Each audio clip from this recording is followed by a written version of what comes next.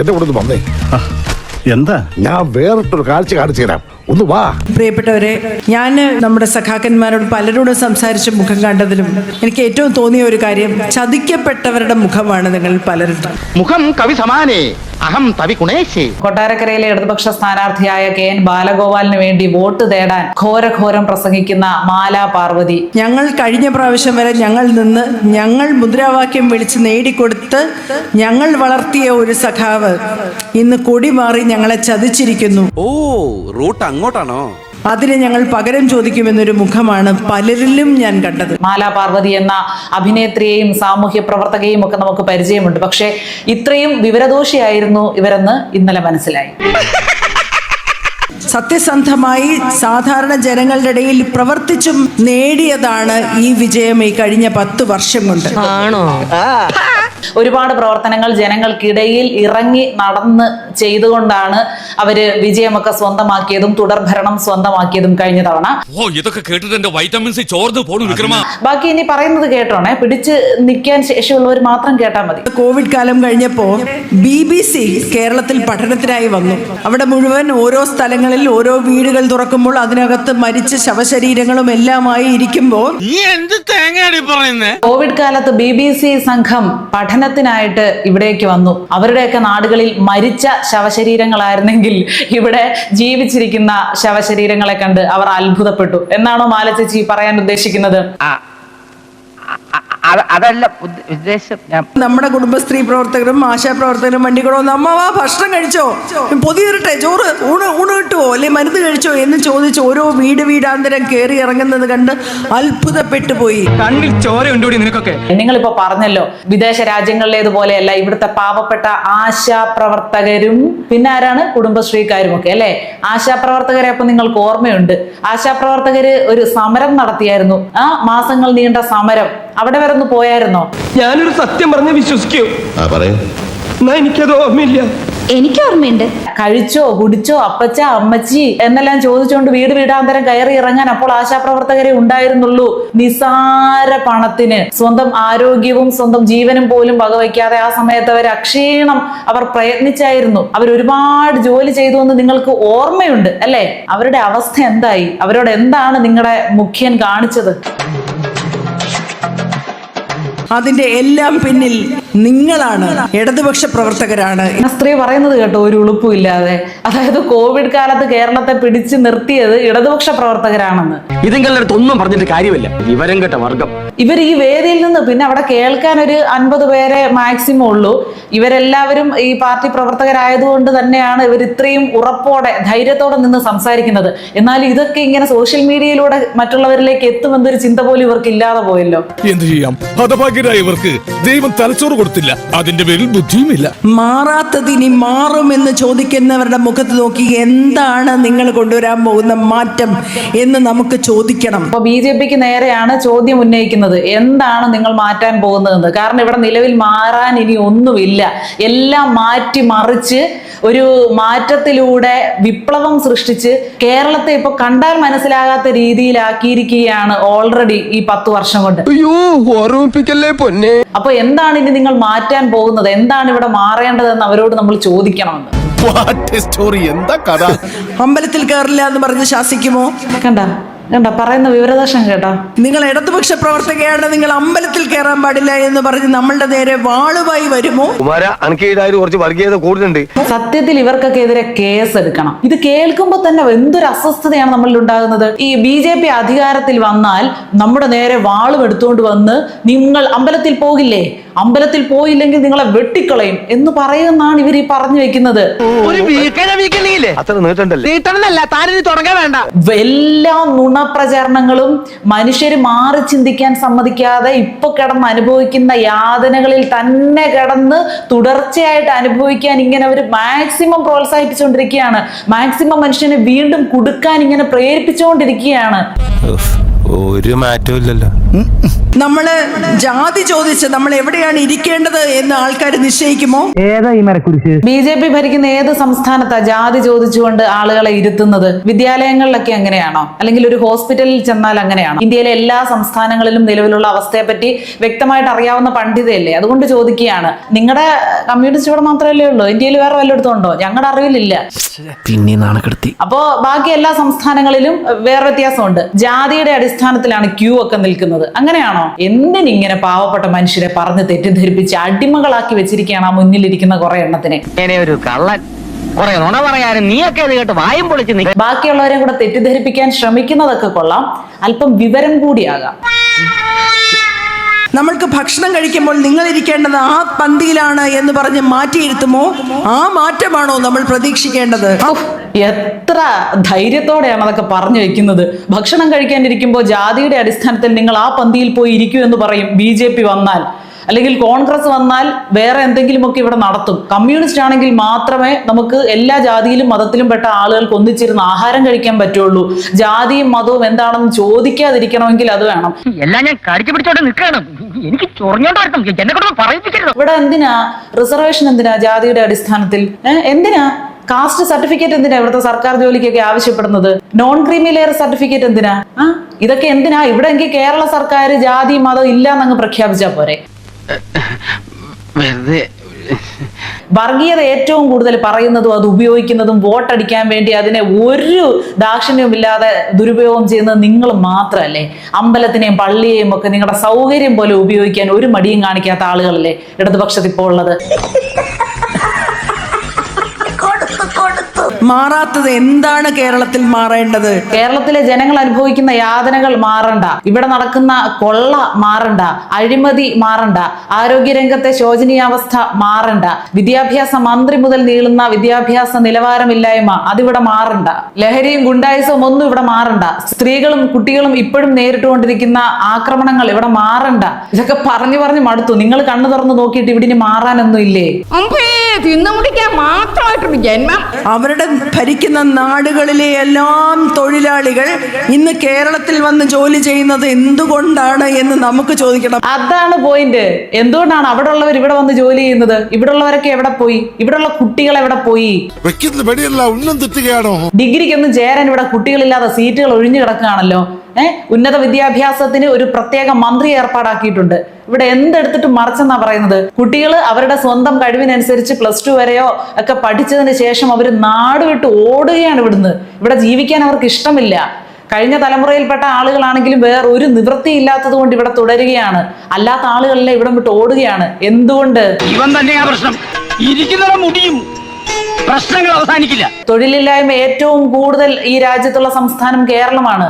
എന്നിട്ട് അവിടുന്ന് ഇവിടുന്നൊക്കെ ബീഹാറിൽ നിന്നും ബംഗാളിൽ നിന്നൊക്കെ വരുന്ന പൊറോട്ടയടിക്കാരെയും മൈക്കാട് പണിക്കാരെയും കാണിച്ചിട്ട് അവരെന്തുകൊണ്ട് ഇവിടെ വരുന്നു? അവിടെ വികസനം ഇല്ലാഞ്ഞിട്ടാണെന്ന്. ഇവിടുന്ന് എന്തുകൊണ്ട് ആളുകൾ, പ്രവാസികൾ എന്തുകൊണ്ട് കൂടുതലാകുന്നു? മലയാളികൾ എന്തുകൊണ്ട് ഗൾഫ് രാജ്യങ്ങളിലേക്ക് അമേരിക്കയിലേക്ക് ഓടിപ്പോകുന്നത്? മനുഷ്യര് നീ ഇവിടെ വന്നിറങ്ങിയത് മുതലാണ് എന്റെ ദുരിതം തുടങ്ങിയത്. നമ്മുടെ മാറ്റം വികസനത്തിലേക്കുള്ള മാറ്റമാണ്, മനുഷ്യരുടെ ഒരുമയിലേക്കുള്ള മാറ്റമാണ്, സ്നേഹത്തിലേക്കുള്ള മാറ്റമാണ്. അയ്യോ, ഒരുമയും സ്നേഹത്തെയും പറ്റിയൊന്നും പറയരുതേ.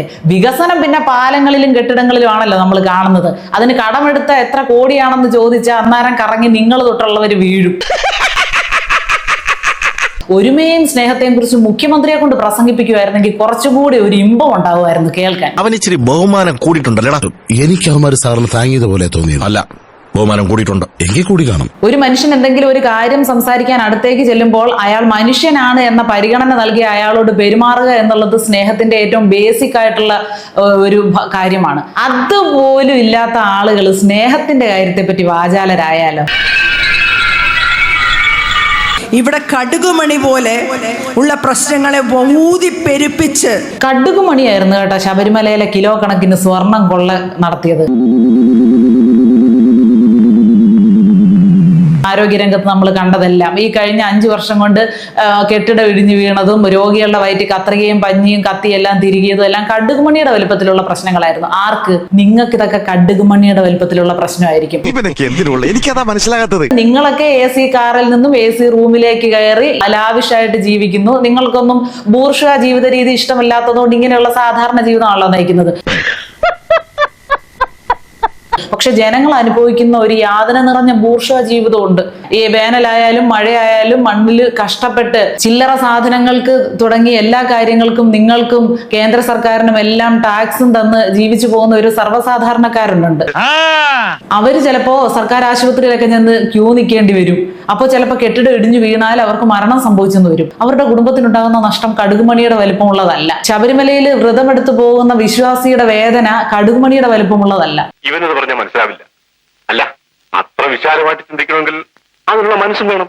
കറണ്ടിനും വെള്ളത്തിനും തുടങ്ങി സകലതിനും വില കൂട്ടി, വിലക്കയറ്റം കൊണ്ട് പൊറുതിമുട്ടി. അതിനെ തടഞ്ഞു നിർത്താൻ വേണ്ടി കേരള സർക്കാർ എന്താ ചെയ്തത്? കേന്ദ്ര സർക്കാർ ഇട്ട് പീഡിപ്പിക്കുകയാണെന്ന് പറയുന്നു. ഇവിടുത്തെ സ്റ്റേറ്റ് ഗവൺമെന്റ് എന്താ ചെയ്തത്? ലോകത്തുണ്ടാകുന്ന ഒരു ദുരന്തവും കേരളത്തെ ബാധിക്കില്ല, അതിന് പറ്റിയ ഒരു ക്യാപ്റ്റനാണ് ഇവിടെ ഉള്ളതെന്ന് പറയുന്നു. ബെസ്റ്റ്. ഗ്യാസിന്റെ ക്ഷാമം ഇവിടെ ബാധിച്ചിട്ടില്ലേ? പെട്രോളിന്റെയും ഡീസലിന്റെയും ഒക്കെ വില കൂടിക്കൊണ്ടിരിക്കുന്നു. അതിന്റെ ബുദ്ധിമുട്ട് ഇവിടെ അനുഭവിക്കുന്നില്ലേ? ഇന്ധന സെസ് ആരാണ് ഇവിടുന്ന് വാങ്ങിച്ച് വിഴുങ്ങിയത്? ഭയങ്കരമായ തമാശയാണ് പ്രതിപക്ഷ നേതാവ് എന്ത് പറഞ്ഞാലും. കൊള്ളാം, അദ്ദേഹം സംസാരിക്കട്ടെ, നമുക്ക് ചിരിക്കാൻ ഒരുപാട് കാര്യങ്ങൾ കിട്ടുന്നുണ്ട്. അതെ, കേരളത്തിലെ പ്രശ്നങ്ങൾ പ്രതിപക്ഷ നേതാവ് ചൂണ്ടിക്കാട്ടിയാൽ അല്ലെങ്കിൽ ആര് ചൂണ്ടിക്കാട്ടിയാലും നിങ്ങളെ പോലെ ഇതൊന്നും ബാധകമല്ലാത്ത ആളുകൾക്ക് ചിരി വരും. ഉളുപ്പുണ്ടടാ ചക്കാണക്ക്. നിങ്ങൾ ചിരിച്ചോ? ഈ ചിരി ജനങ്ങൾ കാണുന്നുണ്ട്. പലരുടെയും കൊലച്ചിരികൾ ജനങ്ങൾ കാണുന്നുണ്ട്. അതനുസരിച്ചാണ് കാര്യങ്ങളുടെ പോക്ക്. ആ കാര്യങ്ങളുടെ പോക്ക് കണ്ട് നിങ്ങൾക്ക് തന്നെ ഒരു വെപ്രാളം തുടങ്ങിയിട്ടുണ്ട്. ഇങ്ങനെ പോയാൽ എങ്ങനെയാകും? അതിനെ മാറ്റിമറിക്കാൻ വേണ്ടിയുള്ള ശ്രമമാണ് നിങ്ങളുടെ ഈ വിവരദോഷം പ്രസംഗിക്കൽ എന്നൊക്കെ അറിയാം. ഒരു പ്രയോജനമില്ല. മല പോലെ മന്തുള്ള മച്ചുരൻ പറയുന്നു അളിയന്റെ വിരലിലെ ചൊറി എത്ര ഭീകരം എന്നാണ് എനിക്ക് ഇവര് പറയുന്നത് കേൾക്കുമ്പോ തോന്നുന്നത്. അപ്പൊ മന്തുള്ളവൻ വിരലിലെ ചൊറിയെ കുറ്റം പറയുന്നു. വലിയ വലിയ കുറ്റങ്ങളുള്ളവൻ മറ്റുള്ളവന്റെ നിസാര കുറ്റത്തെ ചൂണ്ടിക്കാട്ടി കുറ്റം പറയുന്നു എന്നുള്ളതാണ് പറയുന്നത്. ഈ വിരലിലെ ഒരു ചെറിയ ചൊറിയായിരുന്നെങ്കിൽ പിന്നെ സഹിക്കായിരുന്നു. ഞങ്ങളെ കൊണ്ട് പറയിപ്പിക്കാതിരുന്ന, നിങ്ങൾ ഇത്തരം പ്രസംഗങ്ങൾ നടത്താതിരുന്നാൽ ചിലപ്പോൾ 1-2 വോട്ട് നിങ്ങൾക്ക് കിട്ടും. മല പോലെ മന്തുള്ള മച്ചുരൻ ചൊല്ലുന്നു അളിയന്റെ വിരലിലെ ചൊറി എത്ര ഭീകരമയ്യോ. മൊത്തത്തിൽ ചൊറി ബാധിച്ചിരിക്കുകയാണ്. എന്നിട്ട് ആ ചൊറി ഒളിപ്പിച്ചു വെക്കാനുള്ള ശ്രമത്തിന്റെ ഭാഗമായിട്ടാണ് നിങ്ങൾ ഇത്തരം പ്രഹസനങ്ങൾ ഉൾപ്പെടെ കാട്ടിക്കൂട്ടുന്നത്. മൊത്തത്തിൽ ചൊറി പിടിച്ചിരിക്കുന്ന ആള് മന്ത് അല്ലേ നിന്റെ ശരീരത്തിലുള്ളത്, അതുകൊണ്ട് ഈ ചൊറി ഞാനങ്ങ് സഹിച്ചോളാം എന്ന് വിചാരിക്കുന്നതിന്റെ യുക്തി എന്താണ്? മന്തുള്ള ആളുടെ ബുദ്ധിമുട്ടിനെ നിങ്ങൾ കുറ്റപ്പെടുത്തുന്നതിന്റെ കൂടെ തന്നെ നിങ്ങളുടെ രോഗാവസ്ഥയെ നിങ്ങൾ കുറച്ച് കാണുന്നത് എന്തുകൊണ്ടാ? അല്ലെങ്കിൽ രോഗമുണ്ട് എന്ന് നിങ്ങൾ സമ്മതിക്കുന്നുണ്ടല്ലോ. ചെറിയ ചെറിയ കാര്യങ്ങൾ ഇടതുപക്ഷത്ത് നടക്കുമ്പോഴും അതിനെ റീലാക്കിയും പ്രവർത്തിച്ചു അവരങ്ങനെ ചെയ്തതുകൊണ്ട് ഇടതുപക്ഷ പ്രസ്ഥാനം പോയി. എത്ര നിസ്സാരമായിട്ടാണ് ഈ സ്ത്രീ പറയുന്നത്. ചെറിയ ചെറിയ കാര്യങ്ങൾ ഇടതുപക്ഷത്ത് നിന്നുണ്ടാകുമ്പോൾ ഇതൊക്കെ കൊണ്ട് തന്നെ, ഈ ചെറിയ ചെറിയ കാര്യങ്ങളൊക്കെ ഉള്ളത് കൊണ്ട് തന്നെ ഇടതുപക്ഷത്ത് നിന്ന് തന്നെ ആളുകൾ കൊടിമാറി പോകുന്നത്. അവര് പോകുമ്പോൾ നിന്ന് മോങ്ങിയിട്ട് കാര്യമില്ല. നിങ്ങളുടെ കയ്യിലിരിപ്പ് തന്നെയാണ് നിങ്ങൾക്ക് വിന. ആറ്റുകാൽ പൊങ്കാല നടക്കുന്നവർക്കറിയാം, സ്ത്രീകളുടെ മഹാ ഉത്സവമാണ്. അവിടെ നടന്നു കഴിഞ്ഞാൽ നിമിഷ നേരം കൊണ്ടാണ് അത് മുഴുവൻ ശുദ്ധിയാക്കുന്നത്, വൃത്തിയാക്കുന്നത്. എല്ലാരും വിശ്വസിച്ചോണം കേട്ടോ. ആറ്റുകാൽ പൊങ്കാല എന്ന് വെച്ചാൽ എത്ര കിലോമീറ്റർ ആണ് എന്നുള്ളത് എല്ലാവർക്കും അറിയാലോ. ഈ പൊങ്കാല അടുപ്പുകൾ കാണപ്പെടുന്നത് നിമിഷ നേരം കൊണ്ടാണ് എല്ലാ വർഷവും അത് വൃത്തിയാക്കിക്കൊണ്ടിരുന്നത്. കേൾക്കാൻ നല്ല രസമുണ്ട്. സഖാവ് ശിവൻകുട്ടി സാവുമായിട്ടാണ് നമ്മുടെ തിരുവനന്തപുരത്തെ മേയർ സംവാദത്തിന് ഒരുങ്ങിയത്. വല്ല രക്ഷയുള്ള കാര്യമാണോ? ഒരു രക്ഷയില്ല. ശിവൻകുട്ടി അദ്ദേഹത്തിനോടൊക്കെ സംസാരിച്ച് ജയിക്കാൻ മാത്രം പാണ്ഡിത്യമുള്ള ആരെങ്കിലും കേരളത്തിൽ ഇന്നുണ്ടോ? ഇല്ല. അത് ഭയങ്കര രസമുണ്ടായിരുന്നു കേട്ടോ ചേച്ചി. അല്ല, ശിവൻകുട്ടി അദ്ദേഹം പറഞ്ഞു ഇവിടെ വൃത്തിയായില്ല എന്നല്ലേ പറഞ്ഞു വരുന്നത് പൊങ്കാലയ്ക്ക് ശേഷം. ശിവൻകുട്ടി അദ്ദേഹം അവിടെ സ്ത്രീകളുടെ ഇടയിൽ നിന്ന് അവരെ കൊണ്ട് വൃത്തിയാക്കിപ്പിക്കുന്നതിന്റെ റീലൊക്കെ ഇപ്പോഴും ഫേസ്ബുക്കിൽ ഉണ്ടല്ലോ. അപ്പൊ അദ്ദേഹം നേരിട്ട് മേൽനോട്ടം വഹിച്ചിട്ടും വൃത്തിയായില്ലേ? അപ്പൊ അത് ആരുടെ കഴിവുകേടാ? അപ്പൊ തെളിവ് സഹിതം കാണിച്ചു കൊടുക്കാണ് ചവറ് കൂനകൾ അവിടെ കെട്ടിക്കിടക്കുന്നത്. എന്താണ് പറ്റിയത്? അതാ ഞങ്ങൾക്ക് ചോദിക്കാനുള്ളത്. ശിവൻകുട്ടി അദ്ദേഹം നേരിട്ട് മേൽനോട്ടം കൊടുത്ത ഒരു സംഗതിക്ക് എന്താ പറ്റിയത്? പിന്നെയും ചവറ് കൂനുകൾ എവിടെ കൂടിക്കിടന്നെന്നാ? വെറുതെ ശിവൻകുട്ടി സഖാവിനെ മോശക്കാരനാക്കരുത് കേട്ടോ ചേച്ചി. ഏറ്റവും സങ്കുചിതരായ ഞങ്ങൾ ഞങ്ങൾ ഞങ്ങൾ ഞങ്ങൾ ഞങ്ങൾ ഞങ്ങൾ ഞങ്ങൾ അത് തന്നെ ഞങ്ങൾ ഞങ്ങൾ ഞങ്ങൾ എല്ലാം ഞങ്ങൾക്ക് ഞങ്ങൾ ഞങ്ങൾ ഞങ്ങൾ ഞങ്ങൾ ഞങ്ങൾ അധികമൊന്നുമില്ല, 2-3 പിരി എവിടെ എല്ലാം ഞങ്ങൾക്ക്. കൈയിട്ട് വരുന്നത് സകലതും ഞങ്ങളുടെ കുടുംബത്തിലേക്ക്, ഞങ്ങളുടെ മക്കൾക്ക്, ഞങ്ങളുടെ അടുത്ത തലമുറയ്ക്ക്, ഞങ്ങൾക്ക് വിഴുങ്ങാൻ. ഇത് തന്നെ പ്രശ്നം. ഞങ്ങൾ കുറച്ച് ഹിന്ദുക്കൾ ഇങ്ങനെ ചുരുക്കി കേരളത്തിനെ ഏറ്റവും ഇല്ലായ്മയിലേക്ക് കൊണ്ടുപോകാൻ പോകുന്ന മാറ്റം നമുക്ക് വേണോ? അയ്യോ വേണ്ട, അതെന്തൊരു ചോദ്യ? അങ്ങനെ ചുരുക്കി ഒരു പ്രസ്ഥാനത്തെ ഒരാളിലേക്ക് ചുരുക്കിയല്ലേ ഈ പരുവത്തിൽ തരി എത്തിയത്. വേണോ? എനിക്ക് കേൾക്കാൻ വയ്യ, നല്ലപോലെ ഓർക്ക പറ. ശബ്ദം വരത്തില്ല. അല്ല, എന്തെങ്കിലും കുറ്റം പറയാനുണ്ടോ? കുറ്റമൊന്നും പറയാനില്ല. ഒരു മാറ്റമൊക്കെ ആവാൻ 10 വർഷമായില്ലേ എന്നൊരാള്, മറ്റവര് പറയുന്നത് മാറാത്തത് ഇനി മാറും. എന്താണ് മാറേണ്ടത്? അയ്യോ, കുറ്റമറ്റതിനെ ആരും ഇനി കുറ്റപ്പെടുത്തരുതേ. ഇങ്ങനെ കുറ്റമറ്റ ഒരു ഭരണത്തെ വേറെ ഒരു രാജ്യത്തും എങ്ങും കാണാൻ പറ്റത്തില്ല ചേച്ചി. തളരരുത് രാമൻകുട്ടി, തളരരുത്. കുറ്റം പറയാനൊന്നും ഇല്ലാത്തത് കൊണ്ടാണല്ലേ ആളുകൾ ഇതൊക്കെ ഉണ്ടാക്കിയെടുക്കുന്നത്. അന്തരീക്ഷത്തിൽ നിന്ന് ഇങ്ങനെ ഉണ്ടാക്കിയെടുക്കുന്ന പ്രശ്നങ്ങളല്ലേ ഈ മാധ്യമങ്ങളിലൂടെ ആളുകൾ അറിയുന്നത് മുഴുവൻ. പിന്നെ ഇവരൊക്കെ നേരിട്ട് നാട്ടുകാരോട് കാണിക്കുന്ന ധാർഷ്ട്യമൊക്കെ AI ഉപയോഗിച്ചുണ്ടാകുന്നത് അല്ലേ. ഇവിടെ ഒന്നും മാറണ്ട ചേച്ചി, എന്റെ പൊന്നു ചേച്ചി, ഇവിടെ ഒന്നും മാറണ്ട. ഇത്തിരി നേരും നെറിവും മനസാക്ഷിയും ഒക്കെ ആയിക്കൂടെ? ഇവിടുത്തെ റോഡാണോ മാറേണ്ടത്? വിദ്യാഭ്യാസമാണോ മാറേണ്ടത്? ആരോഗ്യമാണോ മാറേണ്ടത്? ഇവിടുത്തെ റോഡും മാറണ്ട, വിദ്യാഭ്യാസവും മാറണ്ട, ആരോഗ്യവും മാറണ്ട. കാരണം ഇതിനൊന്നും ആശ്രയിക്കാത്ത ആളുകളല്ലേ ഇവിടെ ഭരണത്തിലുള്ളത്. ഇവിടെയുള്ള VIP-കളെല്ലാം അമേരിക്കയിലോട്ട് പറന്നാണല്ലോ അവരുടെയൊക്കെ മക്കളുടെയും അവരുടെയും ഒക്കെ ആരോഗ്യവും വിദ്യാഭ്യാസവും ഒക്കെ സാധിച്ചെടുത്ത് തിരിച്ചു വരുന്നത്. പിന്നെ ഇവിടെ കിടന്ന് എഴയുന്ന സാധാരണക്കാരുടെ കാര്യമല്ലേ. ഒന്നും മാറ്റണ്ട, അങ്ങനെ തന്നെ വെച്ചേര്. അത് പിന്നെ തെളിയിക്കപ്പെട്ടിട്ടുള്ള ശാസ്ത്രശാഖയാണോ? ഏറ്റവും കൂടുതൽ അറ്റാക്ക് ചെയ്യപ്പെടുന്നത് ആരോഗ്യമാണ്, ആരോഗ്യ രംഗമാണ്, ആരോഗ്യ മന്ത്രിയാണ്. അത് ചുമ്മാതെ ഉണ്ടാകുന്ന റീലുകളും ചാനലുകളിലെ വർത്തമാനങ്ങളും അല്ല, പ്രതിപക്ഷത്തിന് അജണ്ടയാണ്. കാരണം അവര് പണം വാങ്ങിയിരിക്കുന്നത് ഫാർമ കമ്പനികളിൽ നിന്നാണ്. ഈ അറിവ് എവിടെ നിന്ന് കിട്ടി? പത്രത്തിൽ നിന്ന് അടിച്ചു മാറ്റിയതാ. ആരോഗ്യരംഗത്തെ ഇപ്പൊ കുറ്റപ്പെടുത്തുന്ന ആളുകള് വലിയ വലിയ മരുന്ന് കമ്പനികളിൽ നിന്ന് പൈസ പറ്റിയിട്ടാണല്ലേ. അവരുടെ നിന്ന് പൈസ വാങ്ങിച്ചുകൊണ്ട് പ്രതിപക്ഷ പാർട്ടികൾ മനഃപൂർവ്വം ഉണ്ടാക്കുന്നതായി ഈ പെടലിക്കഥയൊക്കെ. അപ്പൊ ഞങ്ങൾ കണ്ടതൊക്കെ എന്തുവായിരുന്നു? അത് ഞങ്ങളുടെ കുഴപ്പം കൊണ്ടല്ല, എന്നെ മനഃപൂർവ്വം കരിവാരിത്തേക്കാൻ കുറച്ച് ആൾക്കാർ ഇറങ്ങിയിരിക്കുകയാണ്. അത് നീ തെളിയല്ലോ, ഒരുപാട് തെളിയല്ലേ, അതൊക്കെ നമ്മളറിയാം. എന്നാലും പ്രതിപക്ഷ പാർട്ടികൾ ഇങ്ങനെയൊക്കെ ഒരാളെ കൊണ്ട് കഴുത്തുളുക്ക് നാടകമൊക്കെ അഭിനയിപ്പിക്കാവോ സ്വന്തം നേട്ടത്തിന് വേണ്ടി? ഒരമ്മ, ഇത്ര പണമാണ് നമുക്കുള്ളത്, അതിലെല്ലാവർക്കും എന്തെല്ലാം വീതിച്ച് കിട്ടണം.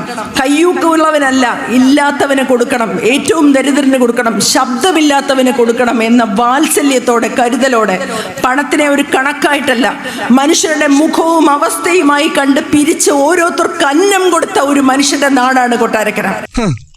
എന്തിനോ വേണ്ടി തിളക്കുന്ന സാമ്പാറുകൾ. അയ്യോ കരയല്ലേ ചേച്ചി, പൊട്ടി കരഞ്ഞു പോകരുതേ. ബാലഗോപാലണ്ണനെ പുകഴ്ത്തുന്നതാണ് നമ്മൾ ഈ കേൾക്കുന്നത്. ഒരമ്മയെ പോലെ, ഒരമ്മയുടെ കരുതലോടുകൂടി, പണത്തിന് വെറും കണക്കായിട്ടല്ല, ഓരോരുത്തരുടെ ആവശ്യവും മുഖവുമായിട്ട് പരിഗണിച്ച് എല്ലാവർക്കും കൃത്യമായിട്ട് വീതിച്ച് വീട്ടിൽ കൊണ്ടവരുടെ അലമാരെ പൈസ എണ്ണി വെക്കുന്ന ആളാണ് നമ്മുടെ ബാലഗോപാലൻ ചോട്ടൻ. അതുകൊണ്ട് എല്ലാവരും നിങ്ങളുടെ വോട്ട് കൊടുക്കണേ, ഇനി ഇത് ചേച്ചി അവിടെ കിടന്ന് നെഞ്ചു തലയ്ക്കും. ശ്രീ KN ബാലഗോപാൽ ജയിക്കണം, ഇനിയും മുന്നേറണം, നമ്മുടെ മന്ത്രിയായി വരണം. വേണ്ടേ? ശ്രീ KN ബാലഗോപാൽക്ക് പോരാ. എന്നാലും ഇത്രയും പ്രസംഗിച്ചിട്ട് അവസാനം കൊണ്ട് നിങ്ങൾ ഇങ്ങനെ ഒരു പണി ചേച്ചിക്ക് കൊടുത്തല്ലോ. ഉശിരില്ല. സ്വന്തം കാര്യത്തിന് നല്ല ഉശിരുള്ള ആളുകളല്ലേ നിങ്ങളുടെ സഖാക്കന്മാര്. അപ്പൊ ജനങ്ങൾക്ക് ഇത്തിരി ഉശിര് കുറഞ്ഞിരിക്കട്ടെ. എല്ലാവർക്കും ഒരുപോലെ ഉശിരായാലേ ശരിയാകത്തില്ല. ഇത്രയും വലിയ വിവരദോഷം ചേച്ചിയുടെ കയ്യിലുണ്ട് എന്ന് ഇന്നലത്തെ പ്രസംഗത്തിലൂടെയാണ് മനസ്സിലായത്. മനസ്സിലാക്കി തന്നതിന് നന്ദി. ഇപ്പൊ ചെളിവാദ്യങ്ങൾ. ഇനി ഒരു നിമിഷം ഞാൻ ഇവിടെ നിൽക്കില്ല, ഞാൻ അകത്ത് പോയി കിടക്കാൻ പോകുന്നു.